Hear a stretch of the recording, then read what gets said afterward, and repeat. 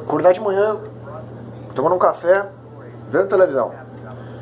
O que pode ser mais brasileiro que isso, né? Nossa, não consigo perder esse hábito. Tenho que acordar de manhã, tenho que fazer um café com leite.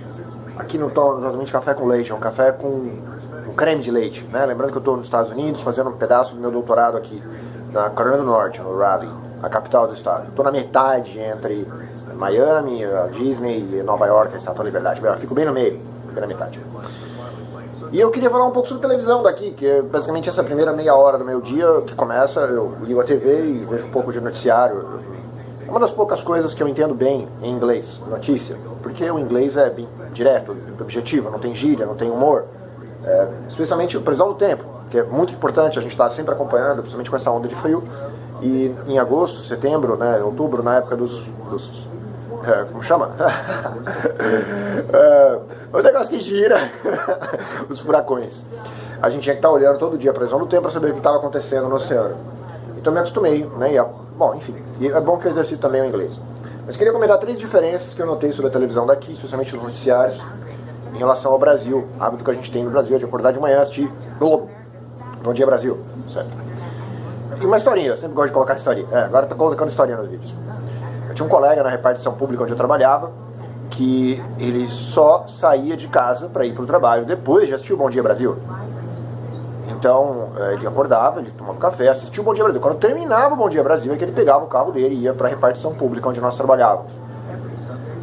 Detalhe, a gente trabalhava das 8 às 5, como todo mundo sabe no Brasil, o jornal Bom Dia Brasil, transmitido pela Globo, termina às 9 da manhã. Então, todo santo dia, esse meu colega de trabalho entrava às 9h30.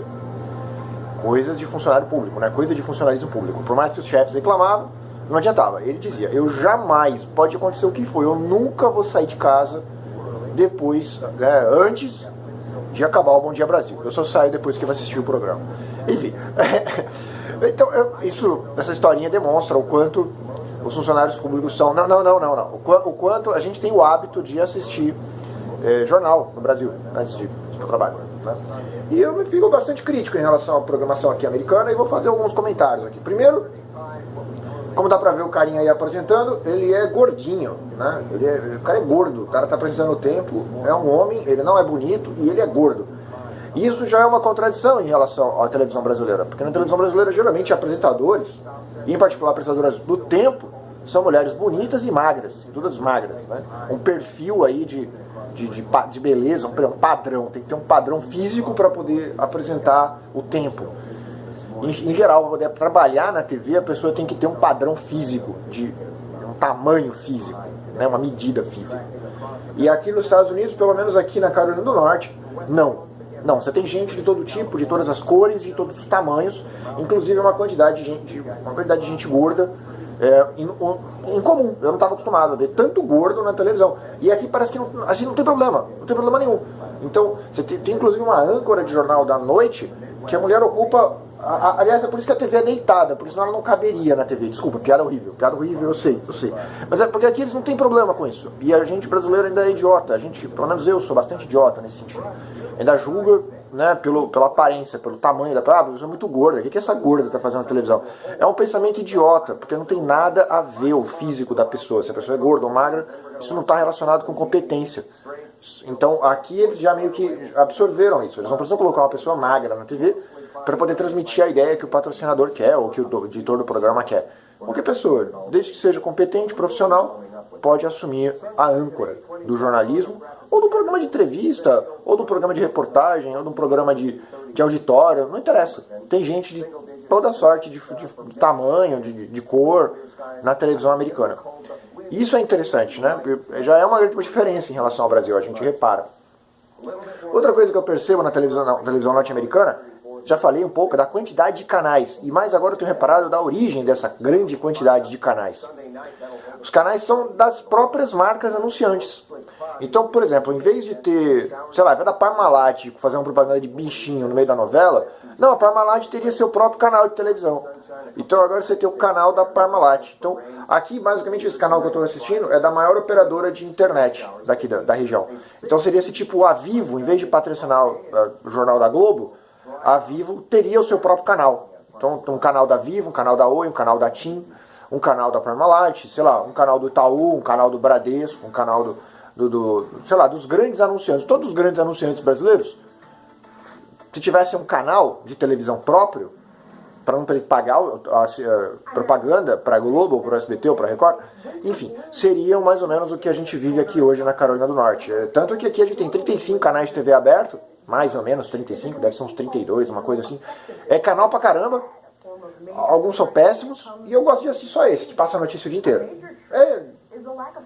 É o único que eu entendo, de verdade, então eu fico assistindo esse. Mas tem 32 canais diferentes para assistir, inclusive canais públicos, canais do Estado, canais da Prefeitura, canais do governo, enfim. E por falar em esfera governamental, também tem um outro ponto, que é o terceiro ponto que eu queria abordar nesse vídeo, da diferença da TV daqui dos Estados Unidos, pelo menos aqui da Carolina do Norte, para o resto do Brasil, né? A gente aqui não tem uma programação nacional. Não tem. Pelo menos os canais que eu fico zapeando aqui, é o tempo inteiro programação local. 100% do tempo. A gente só assiste programação local. Não tem um programa que eu esteja assistindo, por exemplo, que é transmitido, sei lá, de Nova York.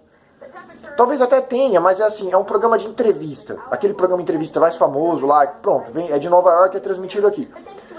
Mas não tem, por exemplo, um noticiário de Nova York, entendeu? Não tem. Eu não sei notícias de outros estados, eu não sei.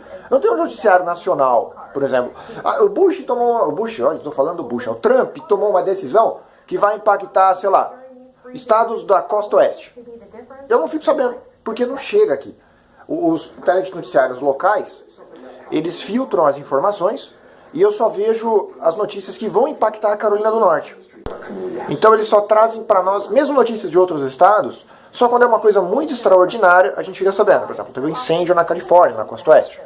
Aí eles noticiaram, mas bem pouquinho. Eu não fiquei sabendo direito o que estava acontecendo lá. Só fiquei sabendo que estava pegando fogo. Pronto.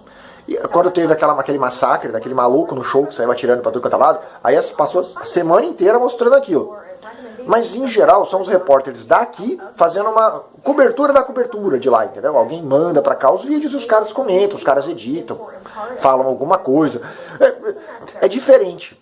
É diferente do Brasil, onde você tem o Jornal Nacional, tanto o que é feito na Record quanto o que é feito na Globo, que a ideia é a mesma, o do SBT, entendeu? Eles fazem o jornal, os da Record do SBT em São Paulo, o da Globo no Rio de Janeiro, pronto. E ali eles filtram o que eles vão falar para o Brasil inteiro. 90% desses noticiários são notícias das cidades onde eles estão. Então não vem dizer que não, a gente sabe que sim. O Jornal Nacional basicamente fala do Rio de Janeiro, para você que está aí no Acre. Olha só como está aqui o Rio de Janeiro. É basicamente isso. Né? E os jornais da Record e do SBT é a mesma coisa, só que sobre São Paulo. Eles ficam repetindo notícias que a gente já viu no SPTV, que eles já viram lá no Rio, no RJTV, segunda edição. Eles repetem tudo. Só entra o destaque das notícias do Nordeste quando é alguma coisa muito ruim. Eu tô mentindo? Me lembra, quando foi a última vez que o Ceará foi destaque por uma coisa boa no Jornal Nacional? Só me lembra. Não tem, né? Não tem. O Norte e o Nordeste só entra em destaque na programação nacional quando acontece alguma coisa muito ruim. E gozado, no Norte e Nordeste a gente é obrigado a assistir isso. E eu nunca entendi por quê. Por que no Norte e Nordeste eu tenho que ver a previsão do tempo para Grande São Paulo? Eu nunca entendi. Então aqui é bem diferente. Aqui, por exemplo, eu não sei a previsão do tempo de outros estados. Eu não tenho canal nenhum de TV que vai me mostrar, de repente, a previsão do tempo na Carolina do Sul, que é aqui do lado.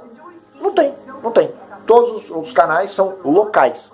E quando acontece alguma coisa fora dos estados, eles filtram o que pode ser interessante passar aqui, o que não é.